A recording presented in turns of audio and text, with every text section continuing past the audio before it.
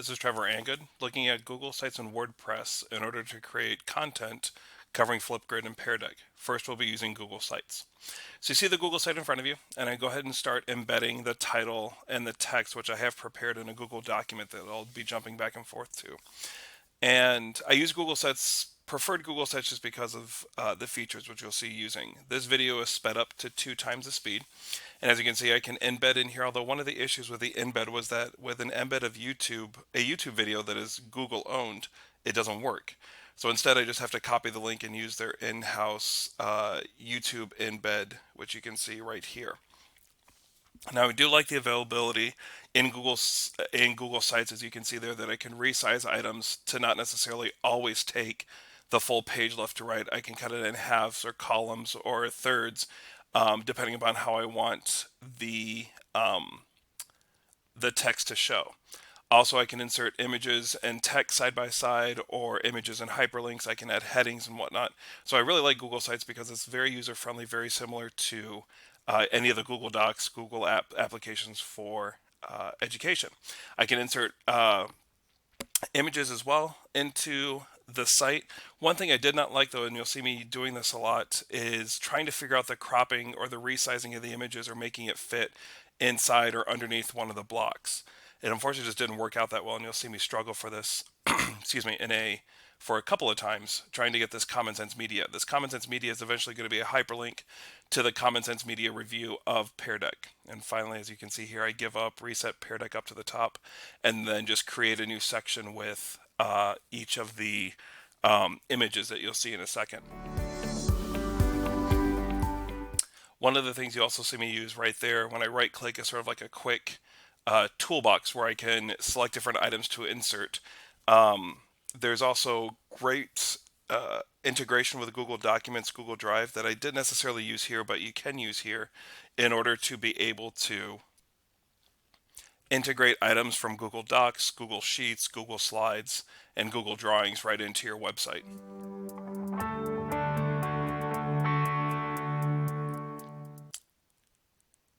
If there isn't enough in that sort of right-click toolbox that pops up, there's a bunch more things you can insert off to the right, as you see as well. You can add different pages and add themes to your pages as well, so they can all look the same.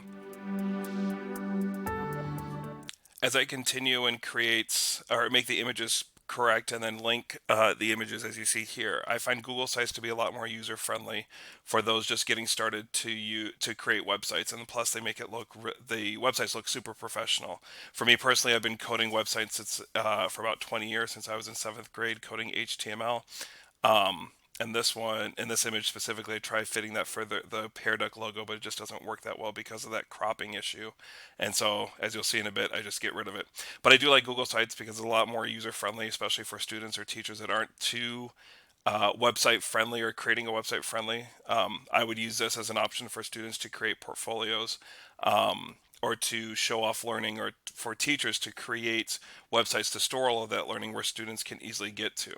And as you can see, I'm just doing the same steps here, especially with that issue with the embed code.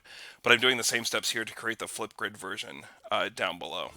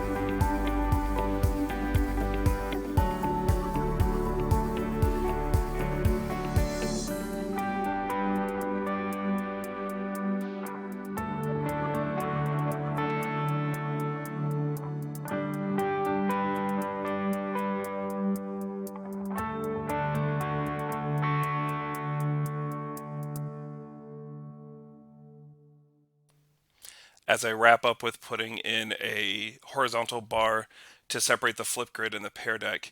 Once a website is published, it's really easy for to share out where that information is and where people can get to it. And that's why I really, out of all the reasons I listed, this is why I prefer Google Sites. I'll speak about more of the issues with WordPress in the next part of the video.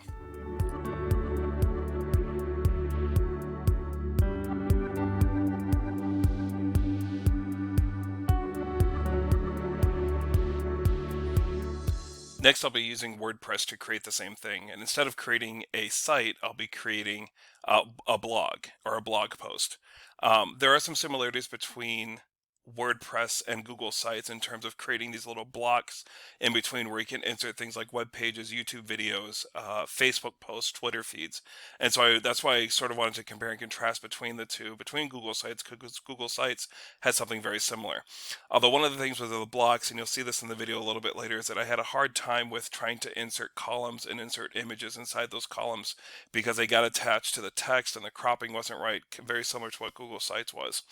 The other thing that I found confusing was trying to figure out this menu as you see here because of adding new, or trying just to simply add new items to the website. Even this embed doesn't work because even though it's a YouTube embed. So there it works then. Part of the other difficulties, so there you can see all the embeddable stuff that's possible. And again, this is being done at 2 times the speed of me building it. One of the difficulties is having this sort of toolbar in the middle, or that was able to be added to, but then you had a toolbar off to the right that could cause some confusion. This is what I was talking about with the being able to insert 3 columns, like what I did for in Google Sites was adding the images for Common Sense Media and ditch that textbook. This one, the cropping wasn't, I didn't have as much cropping with that issue. In fact, I could just go right in and it fits perfectly. And here I am just copying the links in. Although I realized later that I didn't actually hit enter to insert the links. So those links don't work yet. So again, this went actually a lot faster than creating in Google Sites, but there can be a lot of confusion with trying to do all of the embeds and all the different types of blocks that are available on the website.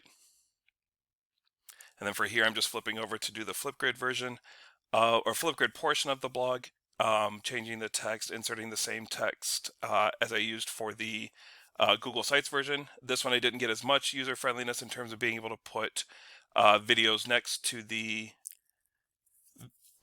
text, although I probably, if I played around with it a little bit more, could use the columns to be able to create a 2/3 text, 1/3 video next to it. So again, just inputting the YouTube video or embedding the YouTube video for Flipgrid, and then again the images afterwards, linking to Common Sense Media and Edutopia. The Common Sense Media being a review on Flipgrid, and then the Edutopia is about different ways to use Flipgrid in the classroom. I think I've used WordPress before, like I said, for my blog. I like it in using a blog because there's a lot more advanced stuff that you can do. And for that advanced website creator and user, this would be a great resource to use for sharing out either a professional learning blog or a classroom blog, or sharing out learning that students can find and get to. Again, WordPress is for the more advanced website creator. Even I screwed up when trying to put the links, or forgetting to put the links back in. And then just because of all of the sort of difficulties in trying to find all the individual embeds, and this is where I'm going to be trying to insert the image and it just doesn't work out. You can also preview the site of what it looks like, same thing as what's available in Google Sites, but this is going to be the next, and I'll probably speed up the next section where I had difficulty in terms of trying to create images, or putting Flipgrid and then or Pear Deck and then the image that goes with it. So this section, just because I messed up, I'm speeding it up 4 times. And I'll just wrap up by saying that I do prefer Google Sites just because of the ease of use and not a lot of different options and different things that could mess up your design. With Pear Deck, with WordPress, there's a lot of stuff there that you'd be able to create a really professional website. But Google Sites does the same thing with a lot less knowledge and a lot less confusion. Thank you for watching.